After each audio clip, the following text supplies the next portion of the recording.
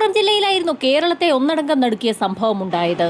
ഉച്ചതിരിഞ്ഞ് ഏകദേശം 3 മണിയോടുകൂടി വേങ്ങരയ്ക്ക് സമീപമുള്ള ഒരു ഹൈവേയിൽ വെച്ച് കുഞ്ഞീതുകുട്ടി ഹാജിയാർ എന്നൊരു വ്യക്തി ഒരു കൂട്ടം താക്കോൽ ബാബു എന്നൊരു ചെറുപ്പക്കാരന് കൈമാറി. താക്കോൽ കൂട്ടം കിട്ടിയ സന്തോഷത്തിൽ ബാബു തന്റെ സുഹൃത്തായ ഷിബുവിനൊപ്പം വാഹനത്തിൽ കയറി അവിടെ നിന്നും പോവുകയും ചെയ്തു. അർദ്ധരാത്രി പിന്നിട്ട സമയത്ത് ആളുകളുടെയൊന്നും ശ്രദ്ധയിൽപ്പെടാത്ത ഒരു സ്ഥലത്ത് ബാബുവും ഷിബുവും കൂടി ചേർന്ന് ഒരു കുഴിയെടുക്കുകയും കൈവശമുണ്ടായിരുന്ന ബാഗിൽ നിന്നും പാറ പൊട്ടിക്കുന്നതിനും മറ്റുമായി ഉപയോഗിക്കുന്ന വെടിമരുന്ന് പുറത്തെടുക്കുകയും അവിടെ ഒരു കുഴി കുഴിച്ച ശേഷം അതിലേക്ക് ആ വെടിമരുന്ന് വെക്കുകയും അതിന് തീ കൊടുക്കുകയും ചെയ്തു. ഏതാനും നിമിഷങ്ങൾക്കകം തന്നെ അതിഭീകര ശബ്ദത്തിൽ അത് പൊട്ടിത്തെറിക്കുകയും ചെയ്തു. ആ ശബ്ദം കേൾക്കത്തക്കവണ്ണം സമീപ പ്രദേശത്തൊന്നും ആൾതാമസം ഇല്ലാത്തതുകൊണ്ട് തന്നെ അങ്ങനെ ഒരു സ്ഫോടനം നടന്ന വിവരം ആ പ്രദേശത്തുള്ള ആരും തന്നെ അറിഞ്ഞതുമില്ല. അവരുടെ പ്ലാൻ വിജയിച്ചു എന്ന് മനസ്സിലാക്കിയ സംഘം തൊട്ടടുത്ത ദിവസം അർദ്ധരാത്രി പിന്നിട്ട സമയത്ത് ആ പ്രദേശത്ത് തന്നെയുള്ള ഹോട്ടൽ സുഹൈമയ്ക്ക് മുൻപിൽ വാഹനവുമായി എത്തി. ആ പ്രദേശത്ത് നിന്നും ആളുകളൊക്കെ ഒഴിഞ്ഞുവെന്ന് മനസ്സിലാക്കിയ സംഘം വാഹനത്തിൽ നിന്ന് പുറത്തിറങ്ങുകയും കൂട്ടത്തിലുണ്ടായിരുന്ന ബാബു എന്ന വ്യക്തി ഹോട്ടലിന്റെ മുകളിലത്തെ നിലയിൽ പ്രവർത്തിക്കുന്ന ഗ്രാമീൺ ബാങ്കിന് സമീപത്തേക്ക് എത്തുകയും ചെയ്തു. കൈവശം കരുതിയിരുന്ന ഫ്ലാഷ് ലൈറ്റ് ഉപയോഗിച്ച് ബാങ്കിന്റെ ജനൽപാളികളിലൂടെ ബാബു അകത്തേക്ക് നോക്കിക്കൊണ്ടിരുന്നു. അകത്തുള്ള കാര്യങ്ങളൊക്കെ വിശദമായി മനസ്സിലാക്കുന്നതിനിടയിലായിരുന്നു ബാങ്കിനുള്ളിലെ സ്ട്രോങ് റൂം ബാബുവിന്റെ ശ്രദ്ധയിൽപ്പെട്ടത്. ബാങ്കിലെ സ്ട്രോങ് റൂമിന്റെ പൊസിഷൻ വ്യക്തമായി മനസ്സിലാക്കിയ ബാബു അവിടെ നിന്നും താഴെ ഇറങ്ങി. ബാബുവും ഷിബുവും ചേർന്ന് താഴത്തെ നിലയിൽ പ്രവർത്തിക്കുന്ന ഹോട്ടലിന്റെ വാതിൽ കൈവശമുണ്ടായിരുന്ന താക്കോൽ ഉപയോഗിച്ച് തുറന്നു. ആ ഹോട്ടൽ താൽക്കാലിക നടത്തിക്കൊള്ളാമെന്ന് പറഞ്ഞുകൊണ്ടായിരുന്നു അതിന്റെ ഉടമയിൽ നിന്നും ബാബു താക്കോൽ കൂട്ടം വാങ്ങിയത്. ഹോട്ടലിനുള്ളിലേക്ക് കയറിയ ബാബു കൃത്യമായി അളന്ന് തിട്ടപ്പെടുത്തിയ രീതിയിൽ ഓരോ സ്റ്റെപ്പുകളായി കൃത്യമായി മുൻപോട്ട് വെക്കുകയും മുകളിലത്തെ നിലയിലെ ബാങ്കിന്റെ സ്ട്രോങ് റൂം വരുന്ന അതേ ഭാഗത്ത് താഴത്തെ നിലയിൽ നിലയുറപ്പിക്കുകയും ചെയ്തു. താൻ നിൽക്കുന്ന ഇതേ സ്ഥാനത്ത് മുകളിലത്തെ നിലയിൽ ബാങ്കിന്റെ ലോക്കറാണ് ഉള്ളതെന്നുള്ള കാര്യം ബാബു സുഹൃത്തായ ഷിബുവിനോട് പറഞ്ഞു. ആ സ്ഥാനം തെറ്റിപ്പോകാതിരിക്കുന്നതിനായി ആ ഭാഗത്ത് ഒരടയാളത്തിനായി അവിടെയുള്ള ഒരു കസേര എടുത്തു വെക്കുകയും ചെയ്തു. കസേരയുടെ മുകളിലേക്ക് കയറി നിന്ന ബാബു സീലിംഗിൽ ചൂണ്ടിക്കാണിച്ചുകൊണ്ട് ആ ഭാഗമാണ് നമ്മൾ തുറക്കാൻ പോകുന്നതെന്ന് ഷിബുവിനെ അറിയിക്കുകയും ചെയ്തു. ശേഷം അവരവരുടെ പ്ലാനിന്റെ ആദ്യഘട്ട നടപടിയെന്നോണം കൈവശം കരുതിയിരുന്ന കുറെ ന്യൂസ് പേപ്പറുകൾ പുറത്തെടുക്കുകയും ആ ഹോട്ടലിന്റെ ഗ്ലാസ് ഇട്ട ജനാലകളൊക്കെ ന്യൂസ് പേപ്പർ ഉപയോഗിച്ച് മറയ്ക്കുകയും ചെയ്തു. ഹോട്ടലിന്റെ പുറത്തുകൂടി നടന്നു പോകുന്ന വ്യക്തികൾക്ക് അകത്തെന്താണ് നടന്നുകൊണ്ടിരിക്കുന്നതെന്ന് മനസ്സിലാക്കാൻ കഴിയാത്ത രീതിയിലാണ് ന്യൂസ് പേപ്പറുകൾ ഒട്ടിച്ചിരിക്കുന്നത്. ജനാലകളിലൊക്കെ ന്യൂസ് പേപ്പറുകൾ ഒട്ടിച്ച ശേഷം ഇരുവരും ഹോട്ടലിന് പുറത്തേക്കിറങ്ങി. ആ പ്രദേശമൊക്കെ വിശദമായി ഒന്ന് നിരീക്ഷിക്കുന്നതിനിടയിലായിരുന്നു തൊട്ടടുത്ത് നിർമ്മാണ പ്രവർത്തനങ്ങൾ നടക്കുന്ന ഒരു കെട്ടിടം ബാബുവിന്റെ ശ്രദ്ധയിൽ പതിഞ്ഞത്. ആ കെട്ടിടത്തിന്റെ മുൻഭാഗത്തായി കുറേയധികം മണലുകളും കൊണ്ടിറക്കിയിട്ടുണ്ട്. ഇരുവരും ചേർന്ന് അവിടെ നിന്ന് തന്നെ 2 ചാക്ക് സംഘടിപ്പിച്ച് അതിൽ നിന്നും കുറെ അധികം മണലുകൾ ഹോട്ടലിന്റെ മുൻഭാഗത്തേക്ക് എത്തിക്കുകയും ചെയ്തു.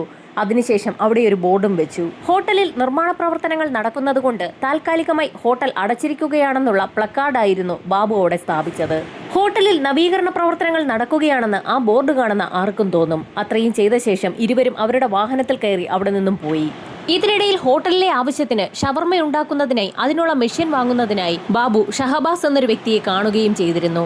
മെഷീൻ കിട്ടുന്ന സാഹചര്യത്തിൽ തന്നെ അറിയിക്കണമെന്ന് പറഞ്ഞുകൊണ്ട് ബാബു തന്റെ ടെലിഫോൺ നമ്പർ ഷഹബാസിന്റെ ഡ്രൈവറിന് നൽകിയതിനു ശേഷം അവിടെ നിന്നും കടന്നുപോയി. തൊട്ടടുത്ത ദിവസം രാത്രി 7 മണിയോടുകൂടി ബാബുവും ഷിബുവും അവരുടെ സുഹൃത്തായ രാധാകൃഷ്ണനും അയാളുടെ ഭാര്യ കനകേശ്വരിയും സുഹൈമ ഹോട്ടലിന് മുൻപിൽ വന്നിറങ്ങി. ആളുകളുടെ ശ്രദ്ധയിൽപ്പെടാതെ ഒരു ടാർപോളിൻ ഷീറ്റ് ഉപയോഗിച്ച് വാഹനം മൂടുകയും ചെയ്തു. അതിനുശേഷം സംഘം അകത്തേക്ക് കയറി വാതിലടച്ചു. ഹോട്ടലിനുള്ളിൽ നേരത്തെ അടയാളമായി വെച്ചിരുന്ന കസേര എടുത്തു മാറ്റി അവിടെ ഒരു ടേബിൾ കൊണ്ടുവന്നിട്ടു.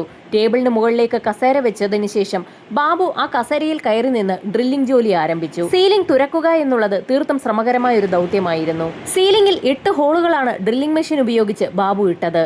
ആ 8 ഹോളുകളിലേക്കും പാറ പൊട്ടിക്കുന്നതിനായി ഉപയോഗിക്കുന്ന തോട്ട പോലെയുള്ള വസ്തു കയറ്റി വെക്കുകയും ചെയ്തു. അതിന്റെ തിരികളെല്ലാം ചേർത്ത് ഒന്നിച്ച് കണക്ട് ചെയ്ത് ഒരു ഫ്യൂസാക്കി മാറ്റിയിരിക്കുകയാണ്. ഉത്സവകാലമായതുകൊണ്ട് തന്നെ അമ്പലത്തിലേക്കുള്ള ഘോഷയാത്ര അതുവഴി കടന്നുവരും. ഓരോ ജംഗ്ഷനിൽ എത്തുമ്പോഴും മാലപ്പടക്കം കത്തിക്കുന്ന ഒരു രീതി കൂടി ഉത്സവത്തിനുണ്ട്. ആ ജംഗ്ഷനിൽ എത്തുമ്പോൾ കൃത്യമായി അവർ മാലപ്പടക്കത്തിന് തിരികൊളുത്തി 10 സെക്കൻഡ് ആകുമ്പോൾ തന്നെ അറിയിക്കണമെന്ന് ബാബു ഷിബുവിനെ അറിയിച്ചു. അതാണ് തങ്ങൾക്കുള്ള സമയമെന്നും അയാൾ പറഞ്ഞു. ശരിക്കും അവിശ്വസനീയമായ ഒരു പ്ലാനിംഗ് ആണ് ഇവിടെ ബാബു നടത്തിയിരിക്കുന്നത്. ജോലികൾ കൃത്യമായി പൂർത്തിയാക്കിയ ബാബുവും ഷിബുവും രാധാകൃഷ്ണനും അയാളുടെ ഭാര്യ കനകേശ്വരിയും ഉത്സവത്തിന്റെ ഘോഷയാത്ര ആ ജംഗ്ഷനിൽ എത്തുന്നതും കാത്ത് ഹോട്ടലിനുള്ളിൽ കാത്തിരിപ്പ് തുടങ്ങി. അരമണിക്കൂർ പിന്നിട്ടതും ഉത്സവ സംഘം ബാങ്ക് ഇരിക്കുന്ന ജംഗ്ഷന് സമീപത്തേക്കെത്തി. പഞ്ചവാദ്യ മേളങ്ങളും മാലപ്പടക്കവും ഒക്കെ കൊണ്ട് തീർത്തും ശബ്ദമുഖരിതമായ ഉത്സവ ഘോഷയാത്രയാണ് അതുവഴി കടന്നു വരുന്നത്. ബാങ്ക് ഇരിക്കുന്ന ജംഗ്ഷനിൽ എത്തിയപ്പോൾ തന്നെ ഉത്സവം നടത്തിപ്പുകാർ കൃത്യമായി മാലപ്പടക്കത്തിന് തീ കൊളുത്തി. 10 സെക്കൻഡ് ആയപ്പോൾ തന്നെ ഹോട്ടലിനുള്ളിൽ അതൊക്കെ കണ്ടുകൊണ്ട് നിന്നിരുന്ന ഷിബു സംഘവും ആ വിവരം ബാബുവിനെ അറിയിച്ചു. ബാബു ഹോട്ടലിനുള്ളിൽ തോട്ടയ്ക്ക് തീ കൊളുത്തി. ഏതാനും നിമിഷങ്ങൾക്കകം മാലപ്പടക്കം അതിന്റെ ഉച്ചസ്ഥായിയിൽ പൊട്ടിത്തുടങ്ങിയ നിമിഷത്തിൽ തന്നെ ഹോട്ടലിനുള്ളിൽ തോട്ടയും പൊട്ടിത്തുടങ്ങി. ഉത്സവത്തിൽ പങ്കെടുത്തുകൊണ്ടിരുന്ന ആളുകളുടെ ശ്രദ്ധ മുഴുവൻ പഞ്ചവാദ്യ മേളത്തിലും മാലപ്പടക്കം പൊട്ടുന്നതിലുമായിരുന്നു. അതുകൊണ്ട് തന്നെ ആരും ഹോട്ടലിലേക്ക് ശ്രദ്ധിക്കുക പോലും ചെയ്തില്ല. ഈ സമയം ഹോട്ടൽ സുഹൈമയ്ക്കുള്ളിൽ പൊടിപടലങ്ങൾ കൊണ്ട് നിറഞ്ഞിരുന്നു. ഏതാനും നിമിഷങ്ങൾക്കകം പൊടിയൊന്നടങ്ങിയ സമയത്തായിരുന്നു വളരെ പ്രതീക്ഷയോടുകൂടി ഷിബുവും രാധാകൃഷ്ണനും ബാബുവുമൊക്കെ സീലിംഗിലേക്ക് നോക്കിയത്. അവരുടെ പ്രതീക്ഷകൾക്ക് വിപരീതമായിരുന്നു സംഭവിച്ചത്. സീലിംഗിന് ഒന്നും സംഭവിച്ചിട്ടില്ല. ബാബു തിരികൊളുത്തിയ 5 തോട്ടകൾ മാത്രമേ പൊട്ടിയിട്ടുള്ളൂ. ബാക്കി 3 എണ്ണത്തിന് ഒന്നും സംഭവിച്ചിട്ടില്ല.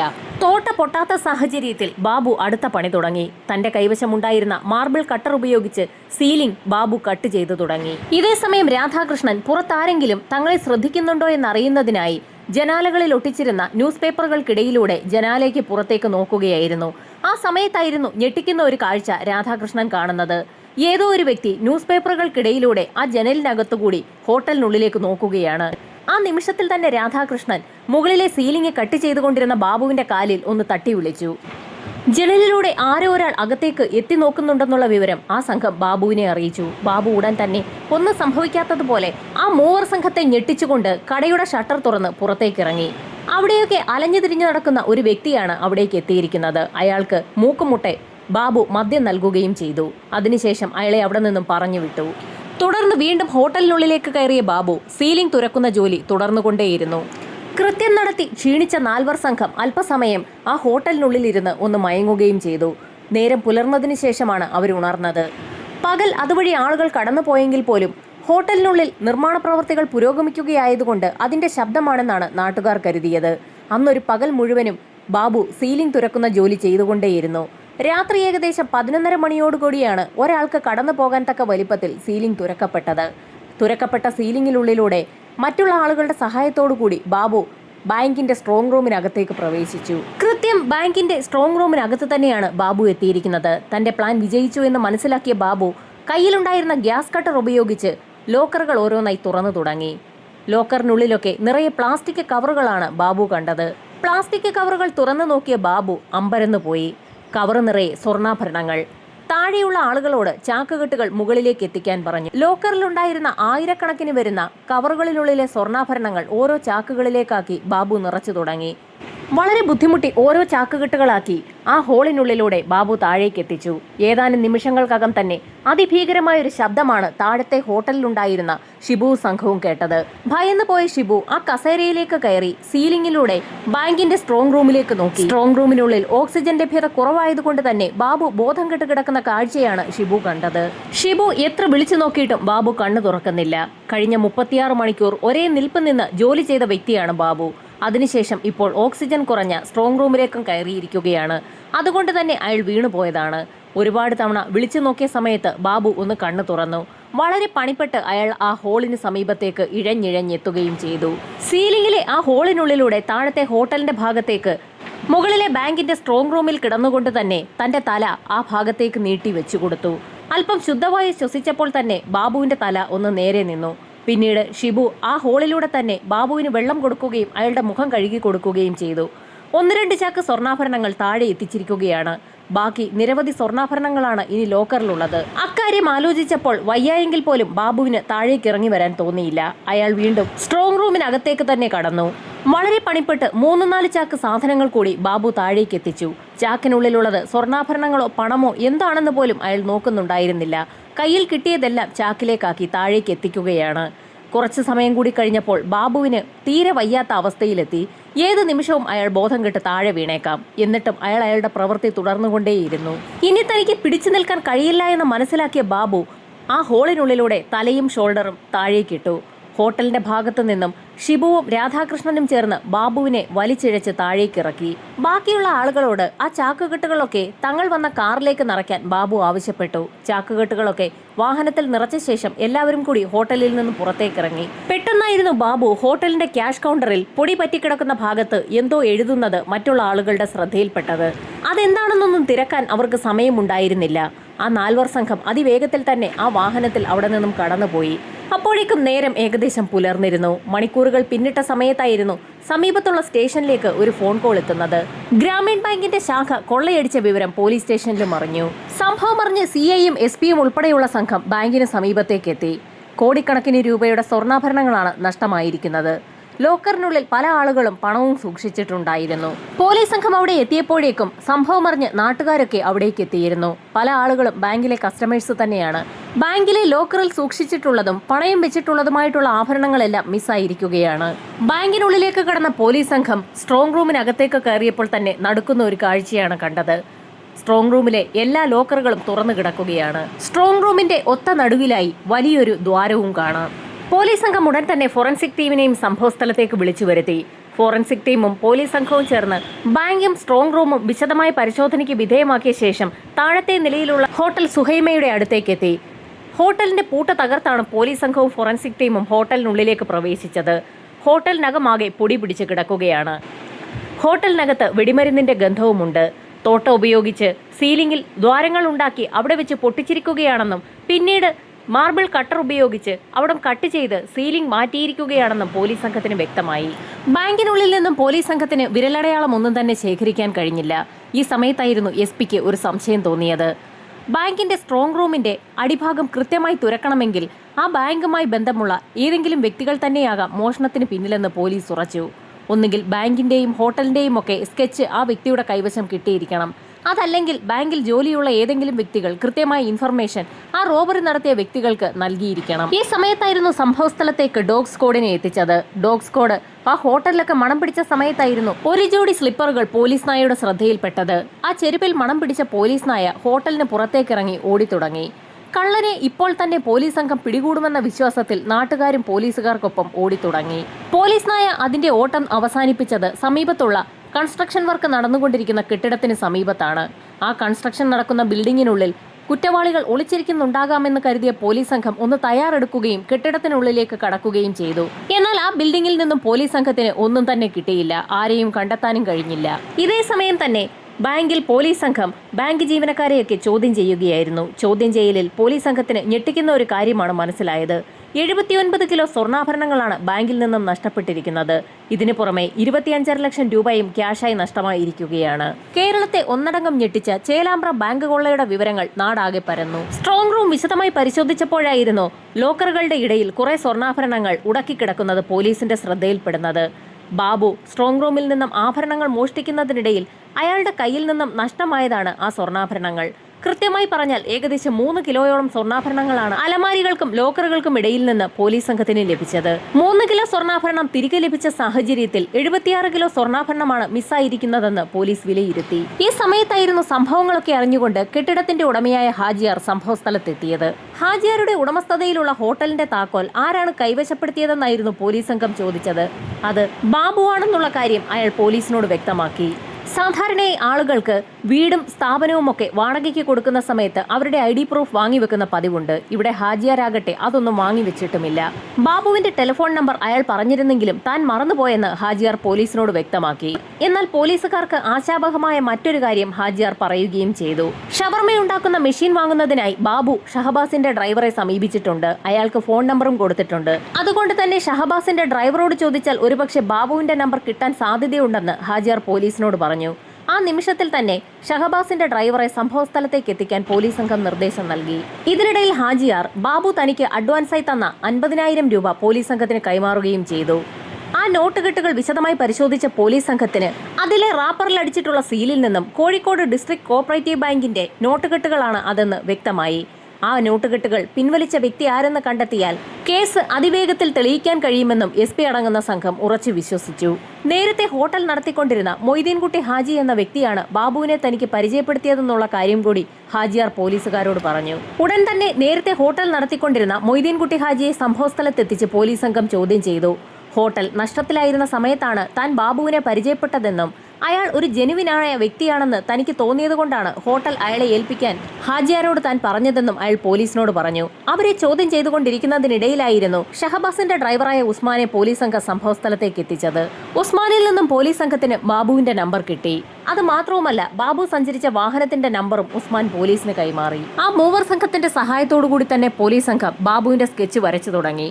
ബാബു എപ്പോഴും ഒരു കറുത്ത തൊപ്പി ധരിക്കാറുണ്ട്. അയാൾ എപ്പോഴും തൊപ്പിയുടെ മുൻഭാഗം താഴേക്ക് വലിച്ചു വെക്കാറുണ്ട്.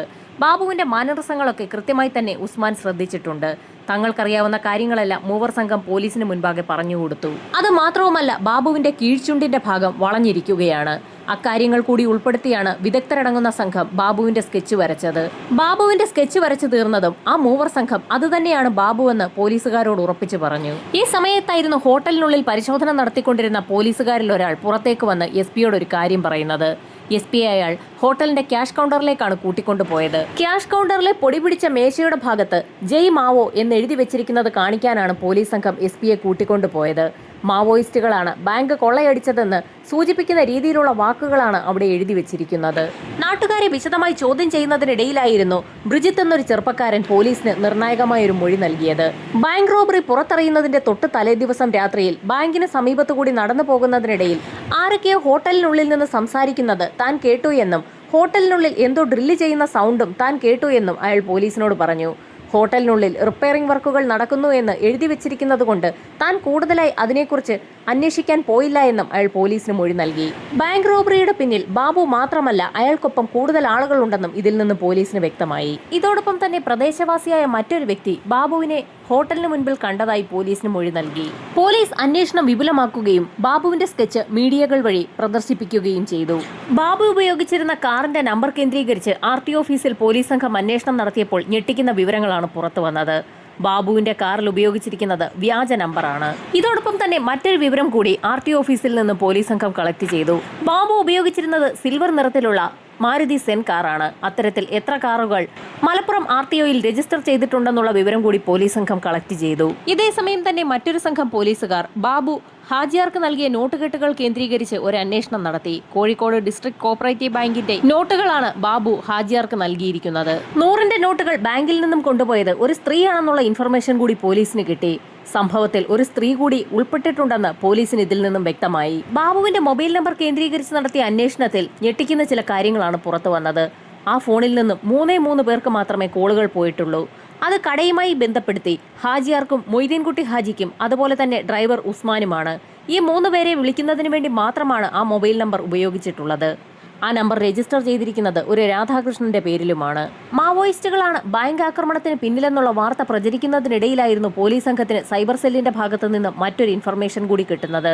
ആ മൊബൈൽ ഫോണിലേക്ക് സംഭവം നടന്ന ദിവസം രാത്രി 1 മണിയോടുകൂടി ആന്ധ്രാപ്രദേശിലെ നെല്ലൂരിൽ നിന്നും ഒരു ഫോൺ കോൾ എത്തിയിട്ടുണ്ട്. നക്സലൈറ്റുകളുടെ കേന്ദ്രമാണ് നെല്ലൂർ. അവിടെ നിന്നും ആരാണ് രാധാകൃഷ്ണന്റെ ഫോണിലേക്ക് വിളിച്ചതെന്ന് പോലീസിന് സംശയം തോന്നി.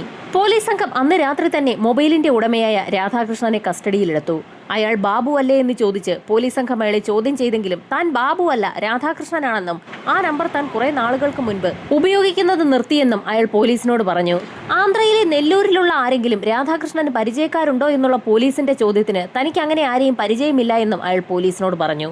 എന്നാൽ ഇതേ സമയം തന്നെ പോലീസ് സംഘം ആന്ധ്രയിലെ നെല്ലൂരിൽ നിന്നും ഹരിദാസ് എന്നൊരു ചെറുപ്പക്കാരനെ കസ്റ്റഡിയിലെടുത്തിരുന്നു. സംഭവം നടന്ന ദിവസം രാത്രി 1 മണിക്ക് രാധാകൃഷ്ണൻ എന്ന വ്യക്തിയുടെ നമ്പറിലുള്ള ഫോണിലേക്ക് വിളിച്ചിരിക്കുന്നത് ഹരിദാസ് എന്ന ചെറുപ്പക്കാരനാണ്. ഹരിദാസിനെ പോലീസ് സംഘം കസ്റ്റഡിയിലെടുത്ത് ചോദ്യം ചെയ്തപ്പോൾ അയാൾ മറ്റൊരു കഥയാണ് പറഞ്ഞത്. കുറെ നാളുകൾക്ക് മുൻപ് ഹരിദാസും രാധാകൃഷ്ണനും തമ്മിൽ പരിചയത്തിലുണ്ടായിരുന്ന സമയത്ത് രാധാകൃഷ്ണൻ ഹരിദാസിന്റെ കയ്യിൽ നിന്നും 5000 രൂപ കടം വാങ്ങിയിരുന്നു. അതിൽ 4000 രൂപ മാത്രമാണ് ഹരിദാസ് തിരിച്ചു കൊടുത്തത്. സംഭവം നടന്ന രാത്രിയിൽ മദ്യപിച്ചുകൊണ്ടിരിക്കുന്നതിനിടയിലായിരുന്നു രാധാകൃഷ്ണൻ 1000 രൂപ തരാനുള്ള കാര്യം ഹരിദാസിന് ഓർമ്മ വന്നത്. ആ നിമിഷത്തിലായിരുന്നു ഹരിദാസ് രാധാകൃഷ്ണന്റെ ഫോണിലേക്ക് വിളിച്ചത്. എന്നാൽ ഫോൺ എടുത്ത വ്യക്തിക്ക് രാധാകൃഷ്ണന്റെ ശബ്ദമല്ലായിരുന്നു എന്നും തനിക്കതിൽ സംശയം തോന്നിയെന്നും ഹരിദാസ് പോലീസിനോട് പറഞ്ഞു. അത് മാത്രവുമല്ല, ഹരിദാസ് നെല്ലൂരിലേക്ക് പോയിട്ട് ഏതാനും ദിവസങ്ങൾ മാത്രമേ ആയിട്ടുമുള്ളൂ. അയാൾ നെല്ലൂരിലേക്ക് പോയ വിവരം രാധാകൃഷ്ണനൊട്ട് അറിഞ്ഞിട്ടുമുണ്ടായിരുന്നില്ല. രാധാകൃഷ്ണനും ഹരിദാസുമൊക്കെ സംഭവത്തിൽ നിരപരാധികളാണെന്ന് പോലീസിന് വ്യക്തമായി. അവരെ വിട്ടയക്കുന്നതിന് മുൻപ് തന്നെ രാധാകൃഷ്ണൻ ആർക്കാണ് മൊബൈൽ ഫോൺ വിറ്റതെന്നുള്ള കാര്യം കൂടി പോലീസ് അന്വേഷിച്ച് മനസ്സിലാക്കി. കോഴിക്കോടുള്ള ഒരു കടയിലാണ് രാധാകൃഷ്ണൻ സിമ്മോടുകൂടി തന്റെ ഫോൺ വിറ്റത്. സിം ഉൾപ്പെടെ ആ മൊബൈൽ ഫോൺ വിറ്റ സമയത്ത് തന്നെ സിം ഡീആക്ടിവേറ്റ് ചെയ്യണമെന്നുള്ള കാര്യം രാധാകൃഷ്ണൻ കടയുടമയോട് പറഞ്ഞിരുന്നു. എന്നാൽ അയാൾ അക്കാര്യം ഒട്ട് ചെയ്തതുമില്ല. മൊബൈൽ കടക്കാരൻ ആ ഫോൺ ഡീആക്ടിവേറ്റ് ചെയ്യാതെ തന്നെ മറ്റൊരു വ്യക്തിക്ക് വിറ്റു. ആ വ്യക്തിയുടെ ID കാർഡോ പ്രൂഫോ ഒന്നും തന്നെ വാങ്ങിച്ചു വെച്ചതുമില്ല. ബാബുവിന്റെ രേഖാചിത്രം ആ കടക്കാരനെ കാണിച്ചപ്പോൾ അയാൾ തിരിച്ചറിയുകയും ചെയ്തു. കറുത്ത തൊപ്പി വെച്ച ഈ വ്യക്തി തന്നെയാണ് തന്റെ കയ്യിൽ നിന്നും മൊബൈൽ ഫോൺ വാങ്ങിയതെന്ന് കടക്കാരൻ പോലീസിന് മൊഴി നൽകി. ആ മൊബൈൽ ഫോണിന് പുറമെ മറ്റൊരു വെളുത്ത ഫോൺ കൂടി ബാബുവിന്റെ കൈവശം ഉണ്ടായിരുന്നതായി ഹാജിയാർ പോലീസിനോട് നേരത്തെ തന്നെ പറഞ്ഞിട്ടുണ്ട്. അതുകൊണ്ട് തന്നെ രാധാകൃഷ്ണൻ എന്ന വ്യക്തിയുടെ പഴയ മൊബൈൽ ഫോൺ ബാബു ഉപയോഗിച്ചിരുന്ന പ്രദേശങ്ങളിലൊക്കെ ബാബുവിന്റെ യഥാർത്ഥ ഫോണും ഉപയോഗിക്കാൻ സാധ്യതയുണ്ട്. രാധാകൃഷ്ണന്റെ ആ പഴയ മൊബൈൽ ഫോൺ ബാബു കൽപ്പറ്റയിലും പരിസര പ്രദേശങ്ങളിലുമൊക്കെ ഉപയോഗിച്ചിട്ടുണ്ട്. അതുകൊണ്ട് തന്നെ ബാബു ഉണ്ടായിരുന്ന മറ്റ് സ്ഥലങ്ങളിലെയൊക്കെ ടവർ ലൊക്കേഷനിൽ എത്തിയിട്ടുള്ള മൊബൈൽ ഫോണുകൾ കേന്ദ്രീകരിച്ച് ഒരു അന്വേഷണം നടത്താൻ പോലീസ് സംഘം സൈബർ സെല്ലിന് നിർദ്ദേശം നൽകി.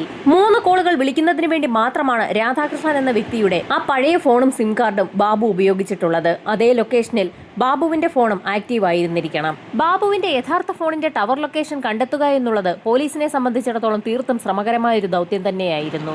വേങ്ങരയിലും ചേലമ്പ്രയിലും ബാബു ഉണ്ടായിരുന്ന സമയമൊക്കെ കൃത്യമായി ഹാജിയാരും മൊയ്തീൻകുട്ടി ഹാജിയും ഉസ്മാനും ഒക്കെ പോലീസിനോട് പറഞ്ഞുകൊടുത്തു. ആ സമയത്തൊക്കെ മറ്റേ ഫോണും ആക്റ്റീവ് ആയിരിക്കണം. ബാബു കൃത്യമായും ചേലാമ്പ്രയിലും വേങ്ങരയിലുമുള്ള സമയത്ത് ആക്റ്റീവായിട്ടുള്ള മൊബൈൽ ഫോണുകളുടെ ഡീറ്റെയിൽസ് എടുത്ത പോലീസ് സംഘം പോലും നടുങ്ങിപ്പോയി.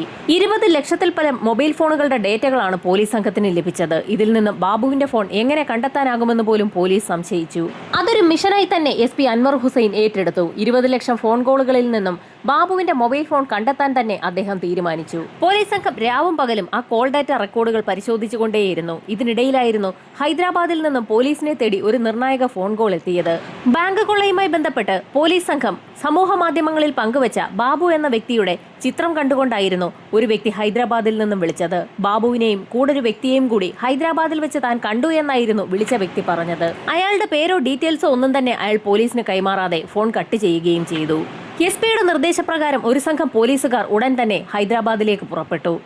കേരളത്തിൽ നിന്നുള്ള പോലീസ് സംഘം ഹൈദരാബാദിൽ എത്തുന്നതിന് മുൻപ് തന്നെ ഹൈദരാബാദിലെ ഡെക്കാൻ ലോഡ്ജിൽ ചില സംഭവങ്ങൾ കൂടി നടന്നു. അവിടെ ബാബുവിനെ കണ്ടു എന്ന് പറഞ്ഞ ലോഡ്ജിൽ ഒരു മുറിയിലെ താമസക്കാർ അസ്വാഭാവികമായ നിലയിൽ തലേ ദിവസം വൈകുന്നേരം ഹോട്ടലിൽ നിന്ന് പോയിട്ട് മടങ്ങിയെത്തിയിട്ടില്ല. റൂമാണെങ്കിൽ പുറത്തുനിന്ന് പൂട്ടിയ നിലയിലാണ്. സംശയം തോന്നിയ റൂം ബോയ് അക്കാര്യം ഉടൻ തന്നെ മാനേജരെ അറിയിക്കുകയും മാനേജർ അക്കാര്യം പോലീസിൽ അറിയിക്കുകയും ചെയ്തു. ഹൈദരാബാദ് പോലീസ് സംഘം ഹോട്ടലിലെത്തി പരിശോധന നടത്തിയത് ഡോഗ് സ്ക്വാഡും ബോംബ് സ്ക്വാഡുമായി വന്നാണ്. പരിശോധനയിൽ മുറിക്കുള്ളിൽ ബോംബൊന്നും ഇല്ല എന്ന് കണ്ടെത്തിയ സാഹചര്യത്തിൽ പോലീസ് സംഘം മുറിയുടെ പൂട്ട് തുറന്ന് അകത്തേക്ക് കയറി. അവിടെ നിന്നും കട്ടിലിലുണ്ടായിരുന്ന 2 ബാഗുകളാണ് പോലീസ് സംഘം കണ്ടെത്തിയത്. ബാഗ് തുറന്നു നോക്കിയ പോലീസ് സംഘം ഞെട്ടിപ്പോവുകയും ചെയ്തു. ബാഗ് നിറയെ പ്ലാസ്റ്റിക് കവറുകളിൽ പൊതിഞ്ഞ സ്വർണ്ണാഭരണങ്ങളായിരുന്നു. കവറുകളുടെ പുറത്ത് ചേലാമ്പ്ര സൗത്ത് ഗ്രാമീൺ മലബാർ ബാങ്കിന്റെ പേരും എഴുതിയിട്ടുണ്ട്. അതിനു പുറമെ ആ മുറിയിൽ നിന്നും ജയ് മാവോ എന്നെഴുതിയ ഒരു പേപ്പർ കൂടി പോലീസ് സംഘത്തിന് കിട്ടി. ഇതോടൊപ്പം തന്നെ സ്വർണം കൃത്യമായി വീതം വെക്കുന്നത് സംബന്ധിച്ച് ചില കണക്കുകൾ എഴുതിയ ഒരു പേപ്പറും കിട്ടി.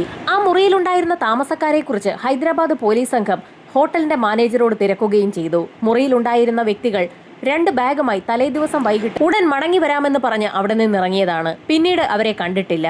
പോലീസ് സംഘം ആ സ്വർണവുമായി സ്റ്റേഷനിലെത്തിയ സമയത്തായിരുന്നു കേരളത്തിൽ നിന്നുള്ള പോലീസ് സംഘം ഹൈദരാബാദിലെത്തുന്നത്. ഹൈദരാബാദ് ഡെക്കാൻ റെസിഡൻസിയിലെത്തിയ പോലീസ് സംഘത്തോട് അവിടെ ഹൈദരാബാദ് പോലീസ് സംഘം റെയ്ഡ് നടത്തി സ്വർണ്ണാഭരണങ്ങൾ പിടിച്ചെടുത്ത കാര്യം ഹോട്ടൽ മാനേജർ കേരള പോലീസിനോട് പറഞ്ഞു. തങ്ങളെത്താൻ വൈകിപ്പോയതോർത്ത് കേരള പോലീസ് ഒരു നിമിഷം ഒന്ന് വിഷമിച്ചെങ്കിലും ഉടൻ തന്നെ ഹൈദരാബാദ് സ്റ്റേഷനിലെത്തി അവിടെയുള്ള പോലീസുകാരുമായി കാര്യങ്ങൾ സംസാരിച്ചു. ഹൈദരാബാദ് പോലീസ് സംഘവുമായി വിശദമായി സംസാരിച്ചപ്പോൾ കേരള പോലീസിന് ഒരു കാര്യം വ്യക്തമായി. ബാങ്ക് റോബറിക്ക് പിന്നിൽ മാവോയിസ്റ്റുകളല്ല. മാവോയിസ്റ്റുകളുടെ ഓപ്പറേഷൻ ഒരു കാരണവശാലും ഈ രീതിയിലുമല്ല.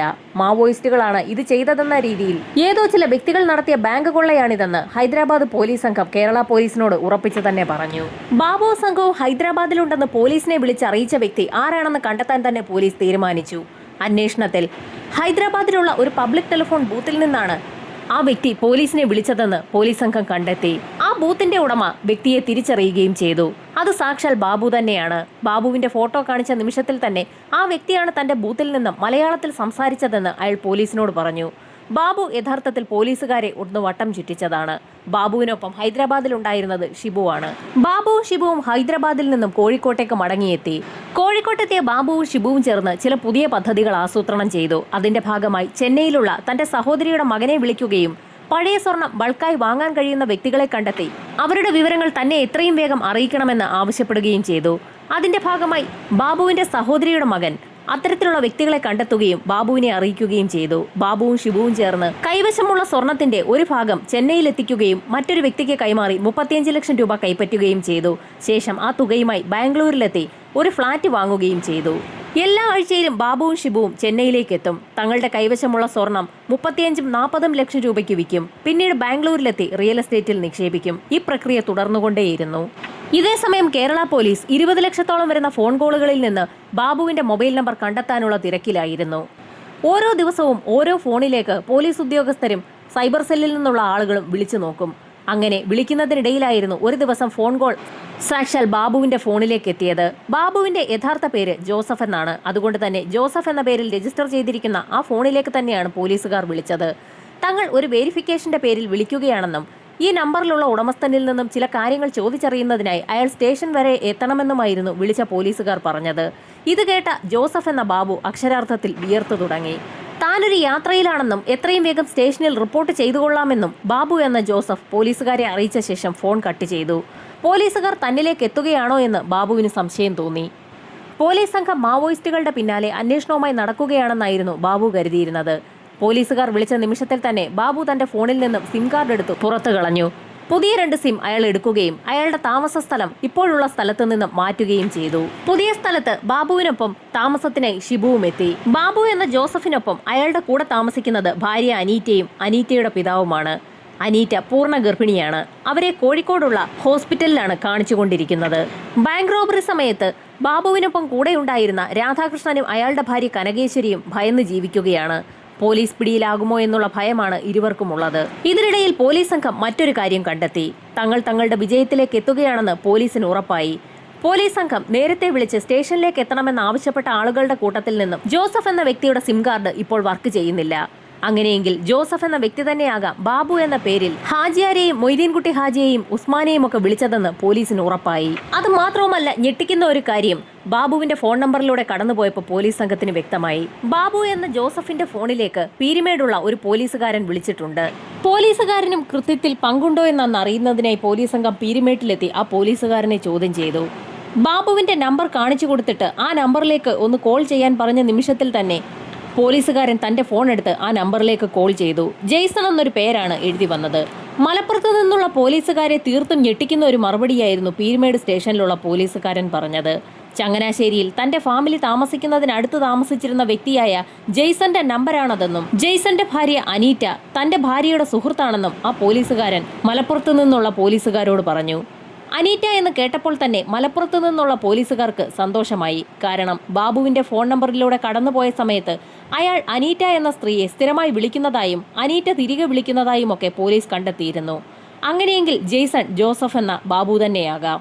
പീരുമേട് സ്റ്റേഷനിലെ പോലീസുകാരന്റെ ഭാര്യയുമായി ഒന്ന് സംസാരിക്കണമെന്ന് പറഞ്ഞുകൊണ്ട് പോലീസ് സംഘം ഉടൻ തന്നെ ക്വാർട്ടേഴ്സിലെത്തി. ജെയ്സണെക്കുറിച്ചും അനീറ്റയെക്കുറിച്ചുമുള്ള കൂടുതൽ കാര്യങ്ങൾ അമൃതരാജ് എന്ന ആ പോലീസുകാരന്റെ ഭാര്യ മലപ്പുറത്ത് നിന്നുള്ള പോലീസുകാർക്ക് മുൻപാകെ പറഞ്ഞുകൊടുത്തു. അത് മാത്രവുമല്ല, ബാബുവും ഭാര്യ അനീറ്റയും ഇപ്പോൾ കോഴിക്കോടാണ് താമസിക്കുന്നതെന്നും അവരുടെ പുതിയ ഫോൺ നമ്പറുകൾ ഏതൊക്കെയാണെന്നും ആ സ്ത്രീ പോലീസുകാർക്ക് പറഞ്ഞുകൊടുത്തു. ആ പോലീസുകാരന്റെ വീട്ടിൽ നിന്നും മടങ്ങുന്നതിന് മുൻപ് അക്കാര്യം പുറത്തുവിടരുതെന്നുള്ള നിർദ്ദേശം കൂടി മലപ്പുറം SP ആ ദമ്പതികൾക്ക് നൽകി. അതിനുശേഷം പോലീസ് സംഘം കോഴിക്കോട്ടേക്ക് എത്തി. ബാബു എന്ന ജോസഫിന്റെ മൊബൈൽ ഫോൺ കോളുകൾ കേന്ദ്രീകരിച്ച് നടത്തിയ അന്വേഷണത്തിൽ കനകേശ്വരിയുടെയും അവരുടെ ഭർത്താവ് രാധാകൃഷ്ണന്റെയും മൊബൈൽ നമ്പറുകളും അവരുടെ ലൊക്കേഷനുകളും പോലീസ് സംഘം കണ്ടെത്തി. അതോടൊപ്പം തന്നെ ഷിബുവിന്റെയും ലൊക്കേഷൻ പോലീസ് സംഘം അതിവേഗം കണ്ടെത്തി.